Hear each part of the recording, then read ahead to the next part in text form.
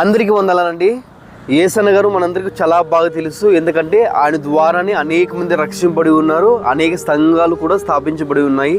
ఒకసారి ఒక సాయంకాల సమయంలో యేసన్న గారు ఒక పేదరాలింటికి ప్రార్థన కూడికగాను వెళ్ళింటాడండి.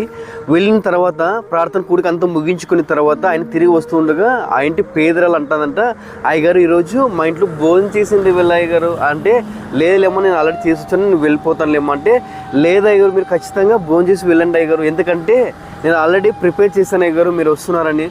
లేదులేమ్మా నేను వెళ్ళొస్తాను, నేను ఆల్రెడీ చేసి వచ్చాను, పర్లేదులేమ్మా అంటే, అయ్యగారు మీరు గొప్ప గొప్ప వాళ్ళ ఇంట్లోనే పెద్ద పెద్ద వాళ్ళ ఇంట్లోనే భోజనం చేస్తారు అయ్యగారు, మాలాంటి చిన్న కుటుంబంలో మాలాంటి పేదరాళ్ళ ఇంట్లో మాలాంటి బీదరాళ్ళ ఇంట్లో మీరు భోజనం చేయరు అయ్యగారు అంటే, సరేమ్మా అని అలాగే మొండి చేస్తే, సర్లేమ్మా అని నాకు 2 ముద్దలు పెట్టేమ్మా ఎక్కువ వద్దు అని అలా కూర్చొని ప్లేట్లో 2 ముద్దలు పెట్టించుకొని అన్నం తింటూ ఉండగా ఆ పేదరాలు ఎవరైతే ఉంటారో తన భర్త ఒక త్రాగబోతండి అప్పుడే వస్తూ ఉంటాడు ఇంటికి. వచ్చి అలా కూర్చొని యేసన్న గారు చూసి, ఒరే ఎదవా, ఎందుకు బుద్ధి లేదరా నీకు, ఇలా 4 ఇళ్ళల్లో అడుక్కొని తినేదానికంటే ఏదో ఒక పని చేసుకొని బతుకోవచ్చు కదరా, నీ బతుకు అని ఆ యేసన్న గారు ముఖమున ఉమ్మేస్తాడండి. యేసన్న గారు ఒక్క మాట కూడా మాట్లాడకుండా కన్నీళ్ళు కాచుకుంటా ఆ కన్నీళ్ళని అలా కలుపుకొని 2 ముద్దలు తినేసి చేతి కడుక్కొని వెళ్ళిపోతాడండి.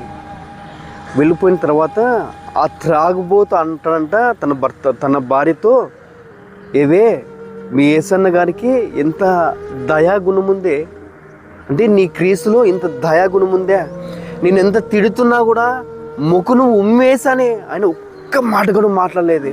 అంటే నీ క్రీస్తులో ఇంత ప్రేమ ఉందే, నాకు కూడా అలాగే ప్రేమ కావాలి, అయితే నేను నెక్స్ట్ వారం నుండి నీ సంఘానికి ఏదైతే ఉందో ఆ సంఘానికి ఖచ్చితంగా నేను వస్తానే అని ఆ రోజే మారు మనసు పొందాడంటండి. తను త్రాగబోతున్న తన భర్త ఆ రోజు నుంచి తన కుటుంబము ఒక వెలుగుపోయిందంట అండి. ఇదండి క్రీస్తు ప్రేమ అంటే ఇలా ఉంటుంది. ఇలాంటి ప్రేమను నువ్వు కూడా కలిగి ఉన్నావు అయితే క్రీస్తు ప్రేమ అని కామెంట్ చేసి 10 మందికి షేర్ చేయగలరా? Thank you. దేవుడు మిమ్మల్ని అందరినీ దీవించును గాక. ఆమేన్.